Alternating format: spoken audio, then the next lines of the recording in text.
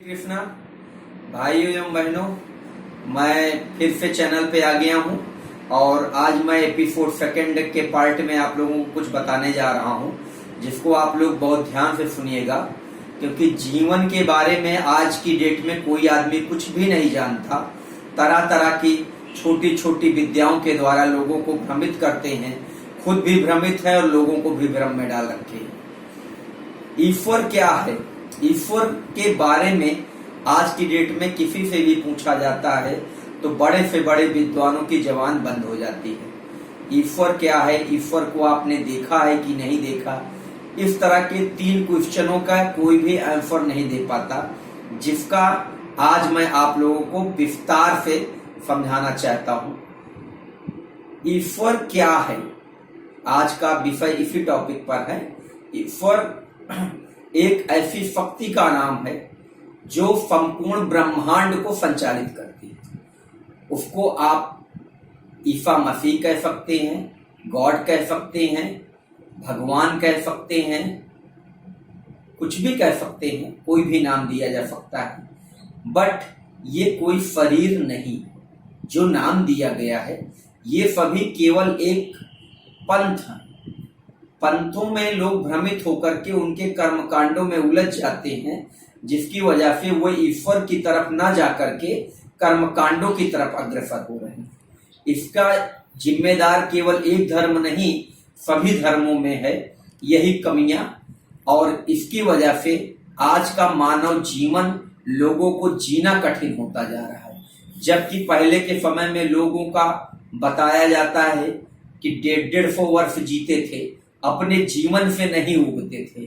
आज आदमी 60 साल 70 साल की अवस्था पाते पाते अपने जीवन से नर्वस होकर के स्वेच्छा से मौत को चुनने लगा है।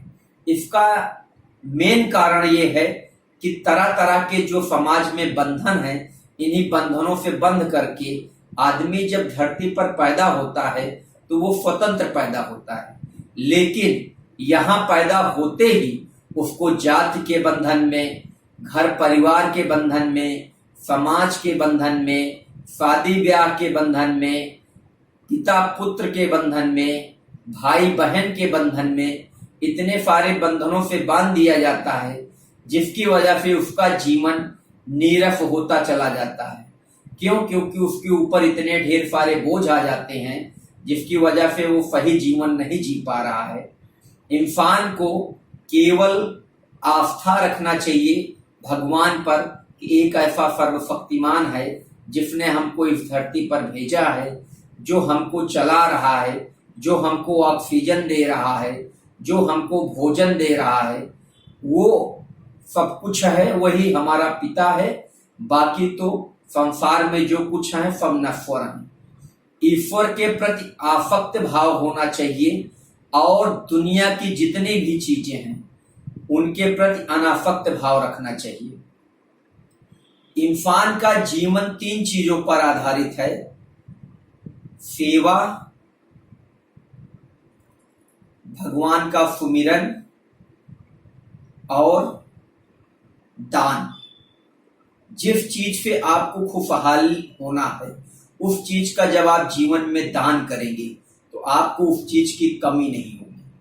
अर्थात अगर आप मन से खुशहाल रहना चाहते हैं तो आप भगवान के बारे में चिंतन करें, मनन करें, उनकी बातों को सुने, उनकी कहानियां सुने, तो आप मन से खुशहाल रहेंगे। आपको धन से खुशहाल होना है तो धन का कुछ अंश दान करिए। अगर आपको तन से खुशहाल होना है तो आप कितने भी बड़े आदमी क्यों ना हो, आपको अपने अगल बगल, पास पड़ोस, गरीब, मजदूर, भिखारी वर्ग के लोगों का अपने तन से शारीरिक तरीके से सेवा करना चाहिए। चाहे उसमें आप झाड़ू की सफाई करा दें, अर्थात लोगों को नहला धुला के कपड़े पहना दें।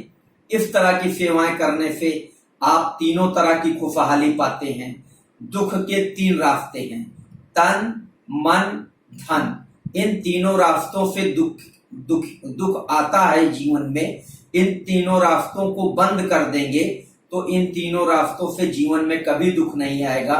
इसके लिए इन्हीं तीनों विद्याओं का अगर आप जीवन में अमल करते हैं तो आप जीवन में कभी दुखी नहीं हो सकते, ऐसा मेरा विश्वास है।